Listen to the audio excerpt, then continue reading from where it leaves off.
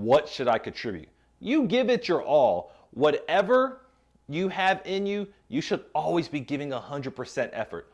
Always. Because your time is valuable. And if you're not giving it all, that means you're leaving something on the table.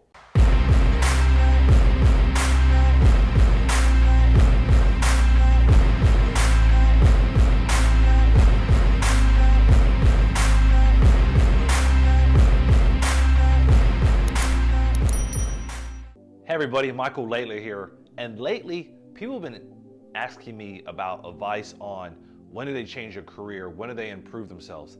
In this video, I'm gonna give you a few tips and strategies that will help you start to decide, is it time to make that different career move? Is it time to make some type of life change? Whatever it might be, but there's always that question is, when should we do something? How should we do something? And today, you're gonna hear how to do that. Before we get into the video, make sure you hit that like, subscribe, and comment button, plus the notifications as new videos come out. Let's jump on in.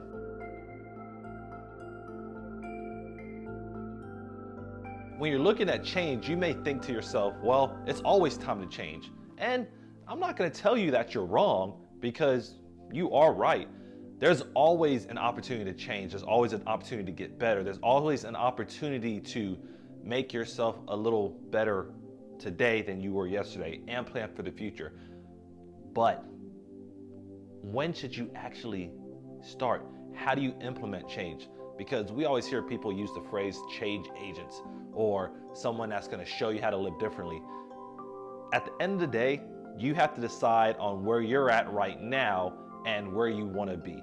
And there's very simple ways to do it, but we don't always look at those ways as feasible, nor do we see them as things that are plausible. But I can tell you, a lot of times, changing will only help you because we all adapt, we all grow. I can tell you where Michael Lately was at 15 years old is a lot different than Michael Lately in his 30s. I have grown a lot, I've changed a lot, and some things that I do now, I didn't do back then. And I definitely want to share them with you in order for you to understand things that you can do in your life right now. Things that I'm going to talk about in this video isn't going to be earth-shattering. However, it is going to be a reminder on things that you can implement without any extra college courses, without any extra programs, things that you can do right at the moment that you're in right now. When you're looking at change, the very first thing that we should look at are, what are our strengths? What are we good at? What are we bad at? One of the things that I started to implement recently, especially in leadership classes, was something called the Clifton Strengths Assessment. Now, that is something that's ran by Gallup. It's not endorsed by me. I don't receive any commissions, but I do love how simple it is and how inexpensive it is. It gives you 5 of your top strengths that kind of reveal who you are. For me, for example, I'm a learner. Surprise, surprise. I mean, who's not surprised that I like to learn? But each of us have a different way of impacting our strengths. And sometimes when we don't know what they are, how do we improve them? So I love to give that assessment out to new leadership classes because it gives them an immediate answer to something that they may not have thought of. And I would say, and I never ran the survey, but usually 9 times out of 10, that Clifton Strengths survey is pretty accurate as what your learning style is. Another thing I look at is feedback. And not necessarily feedback from somebody else, but actually assessing the things that you're doing to improve your strengths right now. Let me give you a way to do this. Let's say that you're working on a project at this moment, and it takes about a year to get done. About 6 to 9 months into that project, see where you're at, gauge it, decide on if it's getting better on the current technique you're using, or if you have to change. Sometimes you don't have to go to others to get feedback, which I'm not saying you don't, because I love feedback from others, but you can be a self-assessor. You could be a self-feedback giver. That's not a coined term. I just made it up. Probably even bad English. Regardless, you want to be able to assess things you're doing. So whatever that project is, whatever that strength you're building is, every 6 or 9 months, look at where you're at right now and then measure how you've improved in that area to that 6 or 9 month period, because it will show you your progression. And as you continue to move forward with what your strengths are, remember, The Clifton Strengths Assessment is one tool that you can use. Another thing is to look at feedback that's given to yourself by yourself based on what you're working on. The second part will be, how do I perform? One of the things that a lot of adult learners don't know is what they're good at. Meaning, are they a reader or a listener? Not everybody's a reader, not everybody can listen, but pinpointing that strength within yourself early will help you understand what suits you. For example, when I was younger, I wasn't really into reading. You give me a book, you give me some kind of pamphlet, I'm not gonna receive it the same way as I listen. And what you come to find out is the majority of people are listeners. Now, that doesn't mean you can't have an adult learning style where you're a reader, but most people do have that strength of listening versus reading. Whatever yours is, you have to decide and realize early on whether you're a reader or a listener, because that will also dictate how you receive information. To further add to that, there's also the concept of learning by doing, like putting these little hands on things. Another part of adult learning is, do you learn better by writing notes? No notes. And that's just an example. For me, I take a lot of notes. I will sit here and write what somebody is saying and what they're instructing. I may not go back over the notes, but it's just that mechanical movement that I'm taking my hand, I'm on a piece of paper, I'm in my phone, and I'm just writing down. And it's like, for me, it's putting input into my brain and my eyes and my ears all at once. So just because I take notes, I've seen people take no notes and they remember everything. Once again, when you're looking at your performance, you're trying to figure out why you're doing things in a certain way. And a lot of times it comes down to your learning style, understanding if you're a listener or a reader or someone that has to learn by doing. Whatever that may fall into, understanding that will really help you increase your performance. The third part is, what are my values? Each single person will have their own set of values. Typically, it's based on your upbringing, your education, people you're around, but it's different. My values in one area is going to be different from yours. One thing that I've heard, and I kind of like this, is the mirror test. I heard about this concept some time ago, and when I started looking at it, I looked at it as, what do I see when I look in the mirror? If I'm doing a particular activity that aligns with my values, I continue it. But if I'm looking in that mirror and those activities don't align, don't do it. If you're doing something that does not fall within your values, you need to change, because you're not going to be happy, you're going to be unsatisfied, you're probably going to even be a little disruptive because you're always poking holes in things that don't need to be poked holes in.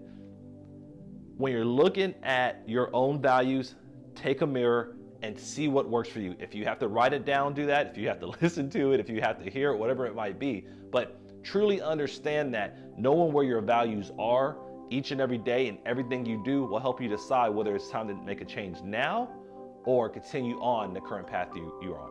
The fourth part is, where do I belong?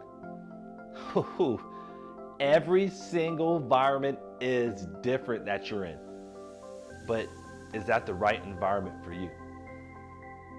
For a long time, I had to take in certain environments that weren't really for me. And it was simply because I didn't understand that that's not where I belonged. When I started to realize what made me happy, the circles I was in, the locations I found myself, the organizations that I worked with and for, I had to realize that, you know what, I don't belong here, but I do belong over there. When it comes down to needing a change, decide if that's where you belong right now.